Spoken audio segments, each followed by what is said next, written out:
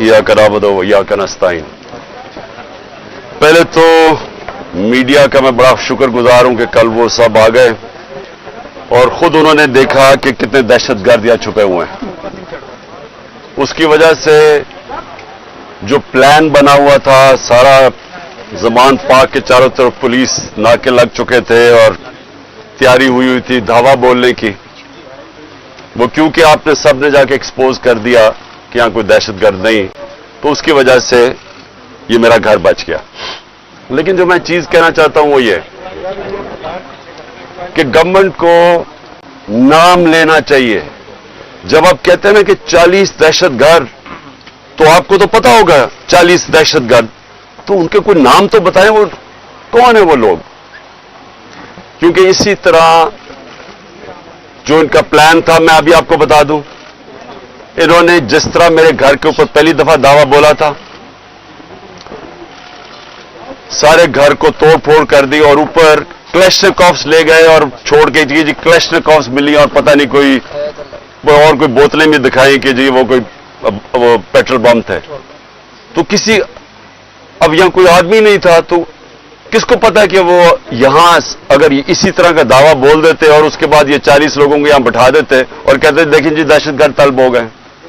इसलिए आपके आने की वजह से ये रुक गया। मेरी ये रिक्वेस्ट है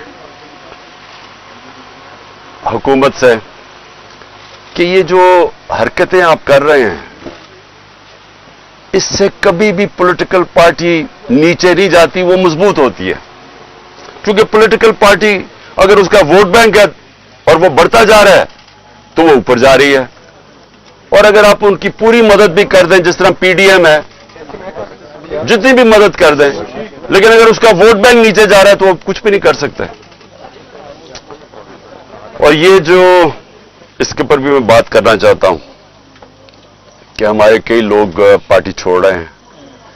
मैं ये समझता हूं कि इनमें से खैर कई तो खैर मैं इतना जानता नहीं हूं, लेकिन मुझे एक के ऊपर सबसे ज्यादा अफसोस है। वो मेरा बहुत पुराना हमारी पार्टी की, जिसने बड़ी जान मारी, आमिर कियानी की, तो मुझे बड़ा अफसोस हुआ उसके जाने का।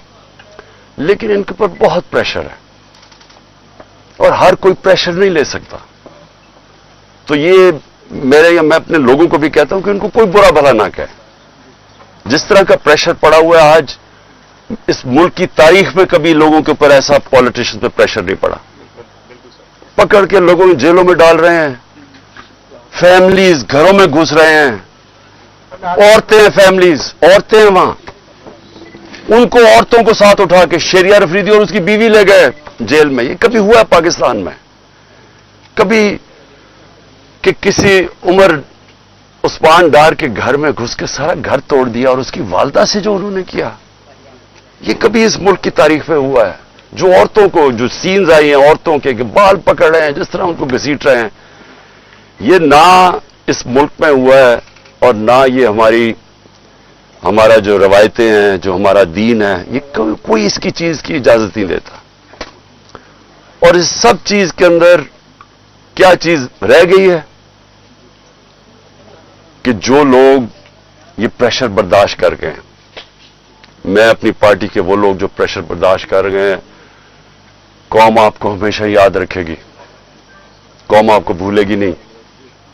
कि मुझे पता है आपके ऊपर किस तरह के प्रेशर्स हैं, और जिस तरह आप खड़े हैं तो ना मैं आपको भूलूंगा ना ये कौम आपको भूलेगी। और मुझे ये भी मैं वाजे कर दूं, क्योंकि ये इस तरह का प्रेशर शायद ही कभी किसी की पार्टी के लीडर के ऊपर या उसकी पार्टी के मेंबर्स के ऊपर डाला हो, जो इस वक्त हमारे ऊपर पूरा प्रेशर डाला जा रहा है। मैं सिर्फ एक चीज वाजे करना चाहता हूं कि अगर मैं अकेला भी रह गया ना, अकेला, मैं तब भी हकीकी आजादी के लिए इस मुल्क के लिए खड़ा रहूंगा। क्योंकि ये कोई गलत फहमी में ना रहे कि इस प्रेशर की वजह से मैं शायद पीछे हट जाऊंगा। जिसके ऊपर 2 कातलाना हमले हो चुके हों,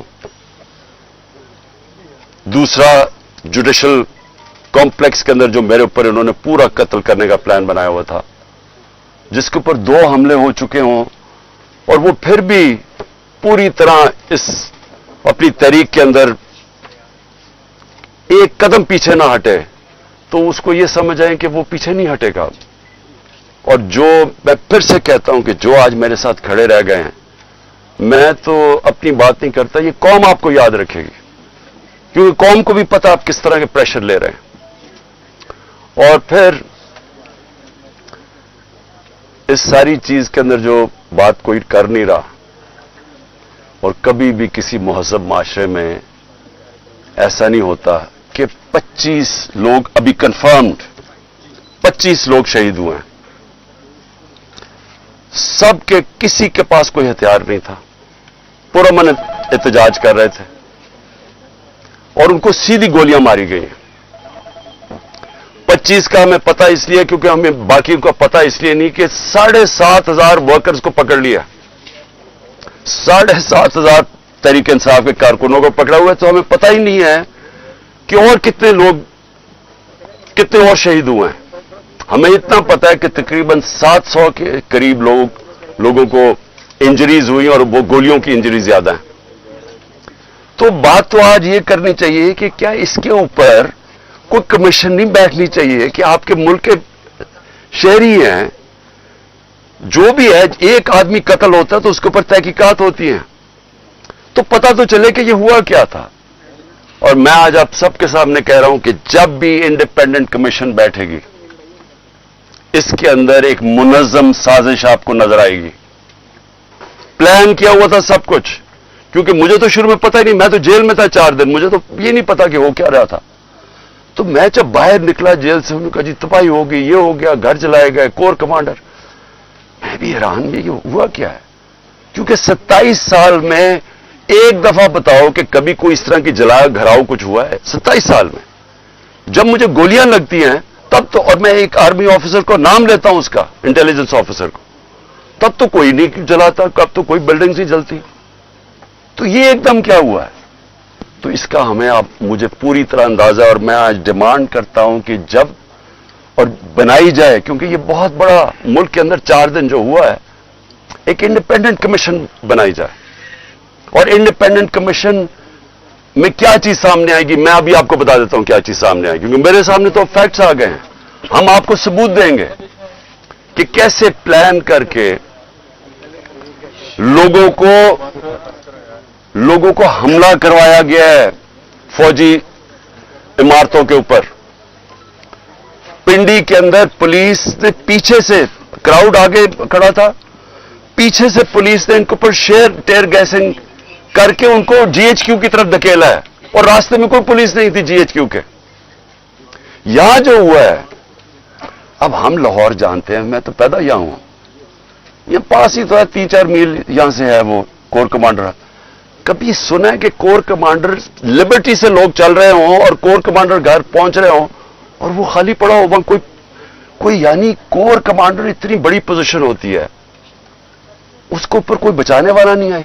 वो सीसीटीवी कैमरा किधर हैं? वहां सीसीटीवी कैमरा लगे होंगे, पता तो चले वो कौन सी शक्लें थी जिन्होंने जलाया। अब तक तो सामने आ जाना चाहिए था सब कुछ।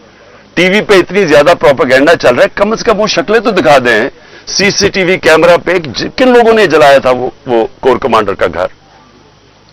और क्या आपको हमारी डॉक्टर यास्मीन, मेरी बहनें वहां बाहर खड़ी होकर कह रही हैं कि आपने अंदर नहीं जाना। कौन था जिसने अंदर उनको किया? वही लोग थे जिन्होंने मियां वाली के अंदर जहाज चौक पे सब, जब वहां पुरअमन एहतजाज करे, उन्होंने कहा जी ये इसको जलाना है जहाज को। वो भी वहां से रिपोर्ट्स हैं कि वो आगे उनको आगे कह रहे थे कि आपने ये करना है। पेशावर में वही रिपोर्ट्स आ रही हैं कि अंदर घुसे हुए थे लोग जो आप उकसा रहे थे क्राउड को। देखिए 27 साल में कभी किसी ने इस तरह की कोई हरकत नहीं की, तो एकदम ये जो सब कुछ हुआ है, तो इसके ऊपर